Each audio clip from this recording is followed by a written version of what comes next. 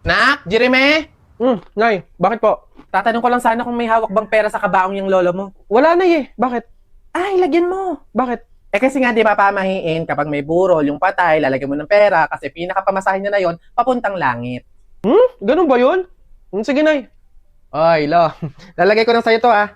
Pamasahin mo daw papuntang langit, eh. Iwan ko ba sa mga pamahiin nila, ang dami nilang alam. Ang mahal-mahal na nga ng pamasahe dito sa mundong to. Pati ba naman pag namatay ka, may pamasahe pa din. Pamasahin mo daw, ingat. Oh, nasa langit ako. Opo, tay. Sinunod po kasi ng pamilya niyo yung pamahiin na dapat may hawak kayong pera sa kabaong para may pamasahe kayo papunta dito sa langit. Anyways, maganda ba yung outfit ko for today? Kerry. Ay, mabuti naman at ginawa nila yon. Ikaw ba ang guardian angel ko? Salamat. Teka, yung mandaan yung binigay sa akin na, nasan yung sukli? Ate, pasensya na po. Wala na po kasing mga sukli-sukli na tinatawag kasi any amount naman po yung money na pwedeng ilagay po dun sa kabaong. Nakaw ay hindi pwede yung gayaan tutoy. Akin na yung sukli ko. Akin na, ibalik mo sa akin. Ano to, dayaan? Boy? Hindi pwede. Akin na, sa daming gastusin ngayon. Ano? Akin na! Akin